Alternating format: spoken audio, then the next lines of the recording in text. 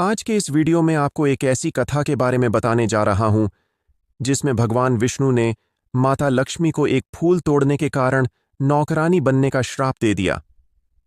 कथा के अनुसार एक बार भगवान विष्णु जी शेष नाग पर बैठे बैठे बोर हो गए और फिर उन्होंने मन ही मन पृथ्वी लोक के भ्रमण का निश्चय किया।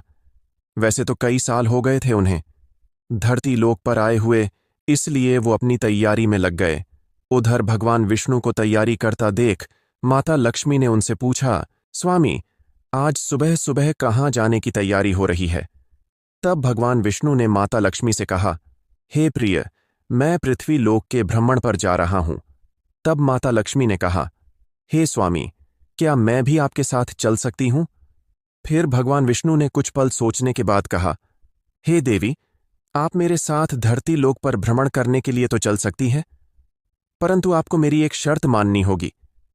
उसके बाद माता लक्ष्मी बोली, हे स्वामी, मैं आपके साथ धरती लोक पर चलने के लिए कोई भी शर्त मानने के लिए तैयार हूं, आप शर्त तो बताइए।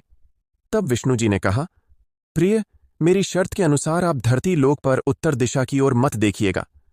उसके बाद माता लक्ष्मी ने विष्णु जी की शर्त की स्वीकृति दे दी और फिर दोनों धरती लोक के लिए प्रस्थान कर गए। सुबह सुबह जब माता लक्ष्मी और भगवान विष्णु पृथ्वी लोक पर पहुंचे, उस समय सूर्य निकल ही रहा था। रात को बरसात हुई थी, इसलिए धरती लोक का मौसम बड़ा ही सुहावना था। बारिश के कारण धरती पर चारों ओर हरियाली फैली हुई थी। धरती बहुत ही सुंदर दिख रही थी। धरती की सुंदरता देख माता लक्ष्मी मंत्रमुग्ध हो गई और इधर उधर देखने लगी। धरती की सुंदरता देख माता लक्ष्मी ये भूल गई कि उन्होंने भगवान विष्णु को क्या वचन देकर धरती लोक पर आई है। इसी क्रम में माता लक्ष्मी कब उत्तर दिशा की ओर देखने लगी, उन्हें पता ही नहीं चला।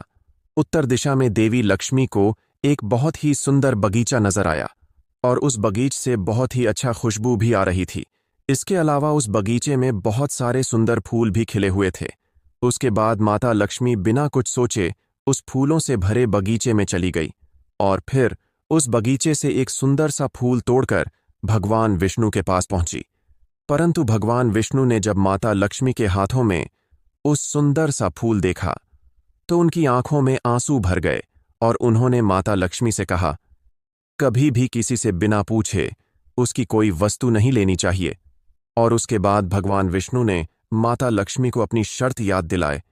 तब माता लक्ष्मी ने भगवान विष्णु से कहा, हे स्वामी, मुझसे भूल हो गई, कृपया करके मुझे क्षमा कर दीजिए। फिर भगवान विष्णु बोले, हे देवी, इस भूल के लिए आपको क्षमा नहीं मिल सकती, बल्कि इस भूल के लिए आपको सजा मिलनी चाहिए, क्योंकि आपने जिस माली के खेत से उससे बिना पूछे इस फूल को तोड़ा है, वह चोरी जैसे पाप की श्रेणी में आता है। इसलिए हे देवी, आपको इस भूल की सजा के रूप में उस माली के घर 3 साल तक नौकरानी बनकर रहना होगा और 3 साल पूर्ण होने के बाद मैं आपको बैकुंठ धाम वापस बुला लूंगा। यह सुन माता लक्ष्मी ने भगवान विष्णु से कहा, हे स्वामी, आपके द्वारा दी गई ये सजा मंजूर है और मैं आपके आदेशानुसार उस मालिक यहां एक नौकरानी के रूप में अपना जीवन व्यतीत करूंगी। इसके बाद भगवान विष्णु वैकुंठ धाम को वापस लौट गए। उधर भगवान विष्णु के बैकुंठ धाम वापस लौटने के पश्चात माता लक्ष्मी एक गरीब कन्या का रूप धारण कर उस माली के घर पहुंची।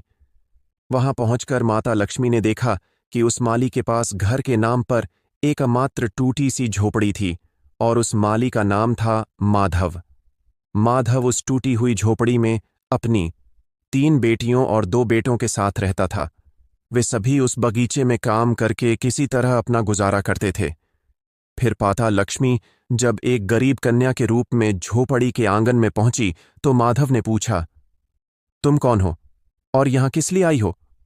तब कन्या रूपी माता लक्ष्मी ने माधव से कहा, मैं एक गरीब लड़की हूं और मेरी देखभाल करने वाला भी कोई नहीं है और मैं कई दिनों से भूखी भी हूं।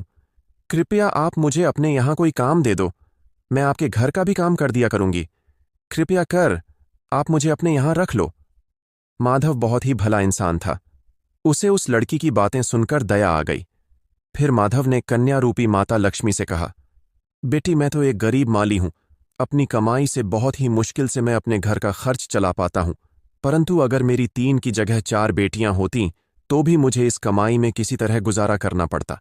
इसलिए अगर तुम मेरी बेटी बनकर मेरे घर में रहना चाहती हो तो रह सकती हो, जैसा हम लोग रूखा सूखा खाकर रहते हैं। अगर तुम वो खाकर यहां खुश रह सकती हो तो अंदर आ जाओ। माधव की यह बातें सुनकर माता लक्ष्मी वहां रहने को तैयार हो गईं। उसके बाद माधव कन्या रूपी माता लक्ष्मी को झोपड़ी के अंदर ले गया और अपने परिवार की बाकी लोगों से मिलवाया और बोला, आज से यह कन्या मेरी बेटी बनकर इस झोपड़ी में हम लोगों के साथ रहेगी। यह सुन माधव के परिवार वाले खुश हो गए। उधर मां लक्ष्मी के आने के बाद दूसरे दिन माधव की बहुत ज्यादा कमाई हुई कि उसने शाम तक एक गाय भी खरीद ली। इसी तरह दिनों दिन माधव की आमदनी बढ़ने लगी। इसके बाद माधव हमेशा ये सोचने लगा कि हो ना हो यह लड़की अवश्य ही कोई देवी है, जिसके आने के बाद ही मुझे यह सारी सुख सुविधाएं मिली हैं। इसी तरह 3 साल बीत गए और जब अगले दिन माधव खेतों से काम करके अपने घर आया तो उसने अपने घर के दरवाजे पर एक देवी स्वरूप गहनों से लदी एक महिला को देखा। फिर उसने जब नजदीक आकर उस महिला को देखा तो वह जान गया कि यह तो मेरी मुंह बोली चौथी बेटी है, और फिर उसे यह समझते देर न लगी कि यह महिला कोई और नहीं बल्कि स्वयं माता लक्ष्मी है। फिर उसने अपने पूरे परिवार को बाहर आने को कहा। बाहर आकर उसके परिवार वाले माता लक्ष्मी को देखकर हैरान हो गए। उसके बाद माधव ने हाथ जोड़ते हुए माता लक्ष्मी से कहा, मां, मुझे और मेरे परिवार को माफ कर दो। मैंने अनजाने में आपसे खेत और घर के काम करवाए। इस अपराध के लिए हम सभी को माफ कर दो मां। माधव के मुख से ऐसी बातें सुनकर मां लक्ष्मी मुस्कुराते हुए बोली, माधव, तुम बड़े ही अच्छे और दयालु व्यक्ति हो। तुमने मुझे इतने दिनों तक अपनी बेटी की तरह प्यार दिया है, जिससे प्रसन्न होकर मैं तुम्हें एक वरदान देती हूं कि तुम्हारे और तुम्हारे परिवार के पास कभी भी धन और खुशियों की कमी नहीं होगी। तुम्हें वो हर सुख मिलेगा जिसकी तुम हकदार हो। इसके बाद माता लक्ष्मी विष्णु जी द्वारा भेजे गए रथ में बैठकर बैकुंठ धाम वापस चली गई। तो दर्शकों, आपको हमारी ये कथा कैसी लगी नीचे कमेंट करके जरूर बताएगा।